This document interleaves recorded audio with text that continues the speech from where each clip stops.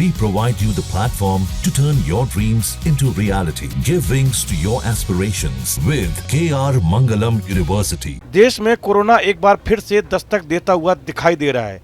देश भर में इसके मामले बढ़ रहे हैं। राजधानी दिल्ली और एनसीआर भी इससे अछूता नहीं है।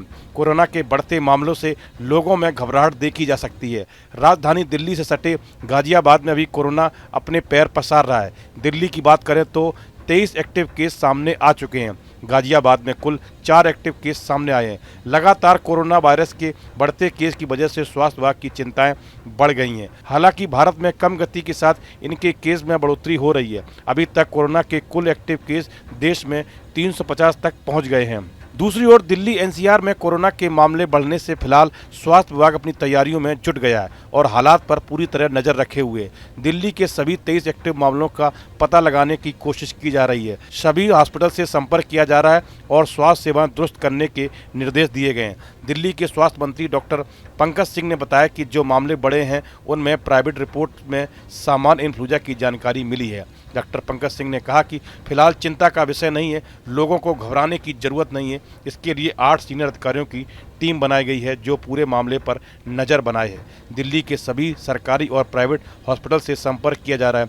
हॉस्पिटल को जरूरी निर्देश दिए गए हैं जिनमें हॉस्पिटल में बेड की आपूर्ति और पर्याप्त ऑक्सीजन का स्टॉक रखने को कहा गया है। दिल्ली के अलावा कोरोना अन्य राज्यों में भी पैर पसारता हुआ दिख रहा है। इस साल अब तक भारत में कोरोना के 257 मामले सामने आए हैं। महाराष्ट्र, कर्नाटक, ओडिशा, तमिलनाडु, गुजरात और केरल में ये मामले सामने आए हैं। हालांकि राहत की बात यह है कि मरीजों में ज़्यादा लक्षण नहीं देखे जा रहे हैं। हरियाणा के गुरुग्राम और फरीदाबाद में 3 नए मामले दर्ज किए गए हैं, जबकि गुजरात में 15 और महाराष्ट्र में 26 नए मामले सामने आए हैं। स्वास्थ्य अधिकारियों ने लोगों से सतर्क रहने की अपील की है, लेकिन साथ ही कहा कि वर्तमान JN.1 वेरिएंट कम गंभीर है, इसलिए घबराने की जरूरत नहीं है। सिंगापुर, हांगकांग, चीन और थाईलैंड जैसे एशियाई देशों में कोविड मामलों में तेजी देखी जा रही है। जहां हाल ही में हांगकांग में 30 से अधिक मौतें दर्ज की गईं, भारत में भी केरल, महाराष्ट्र और तमिलनाडु में सक्रिय मामलों में वृद्धि देखी गई है। केंद्रीय स्वास्थ्य मंत्रालय के अनुसार देश में वर्तमान में 257 सक्रिय कोविड मामले हैं, जिनमें 164 नए मामले शामिल हैं। स्वास्थ्य अधिकारियों ने लोगों से सावधानी बरतने की अपील की है। खांसी, जुकाम या बुखार जैसे लक्षणों वाले लोगों को बाहर जाने से बचने और टेस्ट कराने की सलाह दी है। साथ ही मास्क पहनने और सामाजिक दूरी का पालन करने की बात कही गई है। इस वीडियो में फिलहाल इतना ही। आप बने रहिए न्यूज नेशन के डिजिटल प्लेटफॉर्म के साथ।